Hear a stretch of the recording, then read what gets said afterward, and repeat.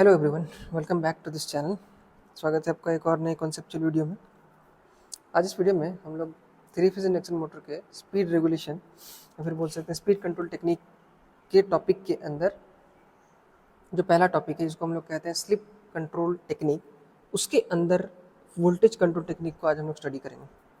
ठीक है, इससे पहले मैंने इंट्रोडक्शन दिया हुआ है कि स्पीड कंट्रोल बेसिकली क्यों रिक्वायर है, कैसे करते हैं और कौन कौन से मेथड्स हैं। उसी सिलसिले में हम लोग आज इस चीज़ को डिस्कस करेंगे। तो हमारा जो पहला टेक्निक है वो है स्लिप, मतलब दो टेक्निक हो जाता है, एक आपका स्लिप कंट्रोल टेक्निक और एक आपका सिंक्रोनस स्पीड कंट्रोल टेक्निक। तो स्लिप कंट्रोल टेक्निक में हमारे पास 3 मेथड्स थे और सिंक्रोनस स्पीड कंट्रोल के अंदर 3 मेथड्स है, जिसमें से आपको पता है कि स्लिप कंट्रोल मेथड के अंदर जो 2 मेथड है जिसको हम लोग कहते हैं वोल्टेज कंट्रोल और रोटर रेजिस्टेंस कंट्रोल, वो आप के सिलेबस में है तो उसको हम लोग को पढ़ना अनिवार्य है। और सिंक्रोनस स्पीड कंट्रोल के रेस्पेक्ट में फ्रीक्वेंसी कंट्रोल और पोल चेंजिंग टेक्निक को पढ़ना जरूरी है, वो आपके सिलेबस में है। ठीक है, तो स्टार्ट करते हैं। तो स्लिप कंट्रोल टेक्निक में हम लोग बेसिकली क्या करते हैं, वोल्टेज को वेरिएबल बना के वेरिएबल करके स्लिप वेरी करते हैं, वेरिएबल करते हैं, है ना। ठीक, तो करते कैसे देखिए पहले इसका डेफिनेशन। तो यहाँ पे कह रहा है कि voltage applied to the stator of induction motor is varied in order to vary the speed of the induction motor. मतलब ये एंड रिजल्ट ये है, मतलब हम लोग वोल्टेज को वेरी करेंगे तो उससे स्लिप वेरी होगा और स्लिप वेरी होने से अपन लोग का रोटर का जो स्पीड है वो वेरी हो जाएगा, है ना। लेकिन क्योंकि ये जो मेथड है भाया स्लिप होता है, भाया स्लिप, तो इसीलिए हम लोग इसको बेसिकली स्लिप कंट्रोल टेक्निक कहते हैं। ठीक है, तो अब इसमें क्या करते हैं हम लोग कि हम लोग क्या करते हैं कि एक इंडक्शन मोटर का एक रोटर का मॉडल बनाते हैं, जैसे कि यहाँ पे दिख रहा है ना ये वाला,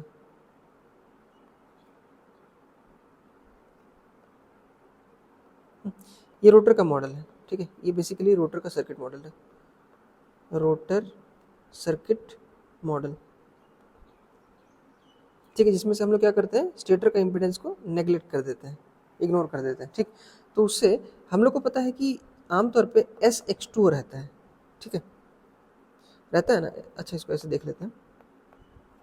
Z जो होता है Z2 रोटर का मैं बात कर रहा हूँ, तो वो होता है R2 plus SX2, J times SX2। ठीक, तो चूंकि हम इस X2 को S इंडिपेंडेंट बनाना चाहते हैं फॉर सम रीज़न, तो उस केस में हम लोग क्या करते हैं, R2 को S डिपेंडेंट बना देते हैं। इसलिए यहाँ पे देखिए कि यहाँ पे जो हमारा इक्वेशन वहाँ पे S हट गया, तो ये बन गया आपका R2/S जो है वो S डिपेंडेंट हो गया। मतलब अब ये वेरिएबल पार्ट हो गया, ये वेरिएबल हो गया।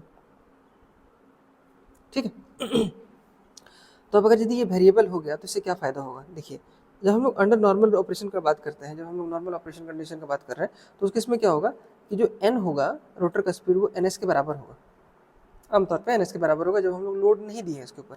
ठीक है, तो उस केस में S का वैल्यू काफ़ी लो होगा, क्योंकि हम लोग को पता है कि S क्या होता है, NS माइनस NR होता है ना, बाय NS। और चूंकि NR का जो वैल्यू है, यहाँ पे NR लिख लीजिए इसको, NR का जो value very near to NS है, तो ऑब्वियस बात है इसका वैल्यू काफ़ी वेरी नियर टू 0 हो जाएगा। 0 मतलब लो वैल्यू, इसीलिए तो उसमें होगा क्या कि R2/S का जो वैल्यू है वो X2 से बड़ा हो जाएगा।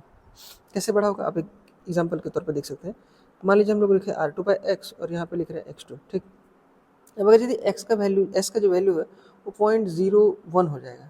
ठीक, R2 का वैल्यू कुछ था हमारे पास, मान लेते हैं हमारे पास 0.2 था। तो अब क्या होगा, ये नीचे वैल्यू है तो नीचे से वैल्यू जो पॉइंट जो है हटेगा दोनों तरफ से, तो ये बड़ा नहीं हो जाएगा,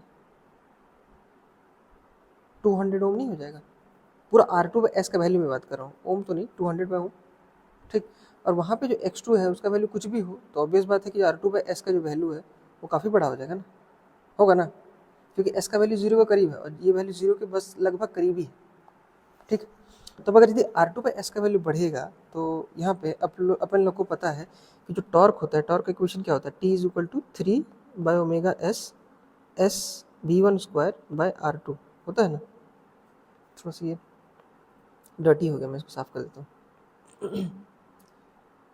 ठीक है, तो इसका मतलब ये है इस इक्वेशन से। और एक और चीज़ यहाँ पे जो करंट होगा वो कहीं ना कहीं, अगर x2 को हम लोग नेग्लेक्ट करते हैं तो वो इस चीज़ पे डिपेंड करेगा SV1/R2 पे, ठीक। तो ये हो गया अपन लोग का टॉर्क का इक्वेशन, और ये हो गया अपन लोग का करंट का इक्वेशन। तो अगर हम लोग एज्यूम करते हैं कि जो लोड का जो टॉर्क है वो कांस्टेंट है, लोड का टॉर्क का बात किया जा रहा है, इस टॉर्क का डेवलप टॉर्क का बात नहीं कर रहे हैं। लोड टॉर्क अगर यदि कांस्टेंट है तो इसका मतलब है, क्योंकि लोड अगर यदि कांस्टेंट टॉर्क रिक्वायर कर रहा है तो इसका मतलब साफ है कि जो टॉर्क इंडक्शन मोटर उसको देगा वो भी तो कांस्टेंट ही होगा ना, ठीक है। तो अगर यदि वो कांस्टेंट होगा तो इसका मतलब हमारा जो डेवलप टॉर्क होगा वो कांस्टेंट हो जाएगा। अगर यदि वो कांस्टेंट है तो अब इसमें देखिए, इस वाली इक्वेशन में से यहाँ से देखिए, ये वाला पार्ट यहाँ से यहाँ तक देखिए, R2 अपने आप में तो कांस्टेंट है, S वेरिएबल है, ठीक है। इसीलिए R2/S का जो वैल्यू था वो वैल्यू वेरिएबल था, लेकिन R2 अपने आप में तो कांस्टेंट है, ओमेगा सिंक्रोनस स्पीड वो अपने आप में कांस्टेंट है, 3 अपने आप में कांस्टेंट है।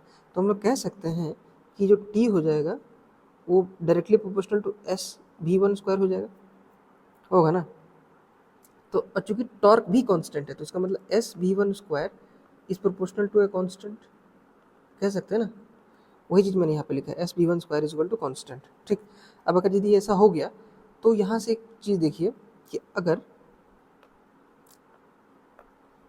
ये दोनों का प्रोडक्ट कांस्टेंट, मतलब S और V1² का प्रोडक्ट अगर यदि कांस्टेंट है तो इसका मतलब अगर यदि ये बढ़ेगा तो ऑब्वियस बात ये घटेगा, या ये बढ़ेगा तो ये घटेगा, एक इन्वर्स रिलेशन होगा ना। यहाँ से देखिए, ये कांस्टेंट है तो हम इसको ऐसे लिख सकते हैं, V1² is proportional to 1/S, लिख सकते हैं ना, ठीक। तो यहाँ से हम लोग एक और चीज़ लिख सकते हैं, V1 is equal to 1/√S, ऐसे भी लिख सकते हैं, ये भी सही है, ये भी सही है। तो इसका मतलब साफ है कि ये अगर यदि बढ़ता है तो ये घटता है, और अगर यदि ये बढ़ता है तो ये घटता है। तो चूंकि हम लोग रिड्यूस्ड वोल्टेज टेक्निक का बात कर रहे हैं, वोल्टेज कंट्रोल टेक्निक का बात करते हैं, तो इस केस में हमारा जो वोल्टेज रिड्यूस करेगा वोल्टेज अगर यदि रिड्यूस करेगा तो S का वैल्यू इंक्रीज करेगा, वही हो रहा है ना यहाँ पे देखिए। तो इसका मतलब अगर यदि S का वैल्यू इंक्रीज कर रहा है तो NR का वैल्यू डिक्रीज करेगा इस रिलेशन से, ठीक है। आई होप यहाँ तक आप लोगों को एकदम समझ में आ रहा होगा, ठीक है। नहीं आ रहा तो रिपीट करके देख लीजिएगा, मैं काफ़ी लाइन बाय लाइन तरीके को समझा रहा हूँ, बता रहा हूँ। हर चीज़ लिखना पॉसिबल नहीं है तो कुछ कुछ चीज़ सुन के भी समझने का प्रयास कीजिएगा। तो इसका मतलब ये है कि इस टेक्निक में हम लोग क्या कर सकते हैं, स्पीड इज कंट्रोल्ड या फिर speed is regulated below the base speed. हम लोग इससे पहले देखे थे बेस स्पीड क्या होता है और आपका अब बेस स्पीड क्या होता है, ठीक है। तो ये जो मेथड है इसमें से अगर वोल्टेज को हम लोग कंट्रोल करते हैं उसके रिस्पेक्ट में, अच्छा वोल्टेज को हम लोग रिड्यूस क्यों कर रहे हैं, ये भी सवाल दिमाग में आ रहा होगा। क्योंकि जो रेटेड वोल्टेज होता है वो 3 फेज का है तो 440 वोल्ट होता है, ठीक है। तो 440 से ज़्यादा नहीं ले सकते आप ना, क्योंकि वो रेटेड वोल्टेज है, उससे कम ही ना कर सकते हैं। इसी को कह सकते हैं एक टाइप का रिड्यूस वोल्टेज टेक्निक या फिर वोल्टेज कंट्रोल टेक्निक, ठीक। तो हम लोग वोल्टेज को रिड्यूस कर रहे हैं तो हमारा स्पीड भी रिड्यूस अगर यदि देखा जाए तो हो रहा है। तो इसका मतलब हम लोग साफ कह सकते हैं यहाँ से, अगर ऐसा है कि torque is proportional to n², अगर ऐसा है, एक मिनट, अच्छा ये कंडीशन, हाँ मैंने एज्यूम किया कि यदि t is proportional to n² है तो इसका मतलब ये है कि SV1² is proportional to n², कह सकते हैं ना, ठीक है। तो यहाँ से अपने लोग के पास SV1², एक मिनट, हाँ अगर यदि ऐसा है तो ये कंडीशन हम लोग अप्लाई कर सकते हैं, एक मिनट दिस इज, ये कंडीशन हम लोग अप्लाई कर सकते हैं यहाँ पे। देख अरे यार कौन सा कलर है, ये वाला जो कंडीशन इसको हम लोग अप्लाई कर सकते हैं, मतलब कि S1V1²/S1, V2 नहीं होगा, दिस इज नॉट V2, इसको ऐसे मान लें, एक काम करते हैं, इसको V मान लीजिए, अच्छा रहेगा। V1 मतलब सप्लाई वोल्टेज था और चूँकि स्टेटर से आ रहा था इसीलिए हम इसको V1 बोल रहे थे। तो इसको ये हो गया, ठीक। तो ये आपका हो गया V1 V2। तो S1V1²/S2V2² is equal to N1/N2²। इसका मतलब ये हो गया, N1 को रिप्लेस कर सकते हैं हम लोग 1 - S1/1 - S2² से। तो इस तरीके से हम लोग क्या कर सकते हैं, using S1 we can find S2। मान लीजिए हम लोग को ऐसा एक क्वेश्चन दिया रहेगा जिसमें हम लोग को सिर्फ इस मेथड पे अगर यदि बोलेगा कि we are controlling the speed of an induction motor by slip control method, तो एक कंडीशन के लिए स्लिप S1 है तो दूसरे कंडीशन के लिए S2 को फाइंड आउट करना, बाकी सारा वैल्यूज दिया रहेगा। तो हम लोग इस तरीके से कर सकते हैं, ठीक है। तो यहाँ पे हो गया। और एक और चीज़ यहाँ पे एक पॉइंट है, यहाँ पे और भी है कि अगर वोल्टेज डिक्रीज होता है तो अभी बात है करंट इंक्रीज होगा ना। करंट इंक्रीज होगा, तो इस केस में इन ऑर्डर टू रिड्यूस भी द करंट, यहाँ पे नोट पॉइंट है, current starts to increase, so it can not be used for wide range of speed control for short speed control and short period of time. तो इसको हम लोग generally short period of time के लिए use करते हैं। पहली बात तो वाइड रेंज के लिए इस्तेमाल नहीं कर सकते, not to be used, not to be used for longer duration, क्योंकि करंट इंक्रीज होने लगता है ना, करंट इंक्रीजेस, ठीक है। और दूसरी बात है कि इसमें wide range of speed control नहीं है, wide range of speed control is not possible, wide range of speed control is not possible, ठीक है। तो इस मेथड को हम लोग पढ़ते तो हैं, ठीक है, लेकिन एक्चुअली में इसका प्रैक्टिकली बहुत कम यूज़ करते हैं।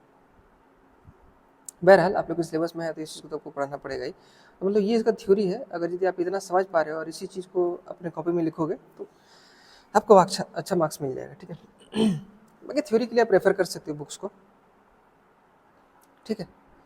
तो ये था आपका it is all about voltage control technique under slip control technique. I hope लोगों को इस वीडियो से काफ़ी वैल्यू मिली होगी अपने नॉलेज में। अगर मिली है तो please like share and subscribe to the channel, and finally thanks for watching.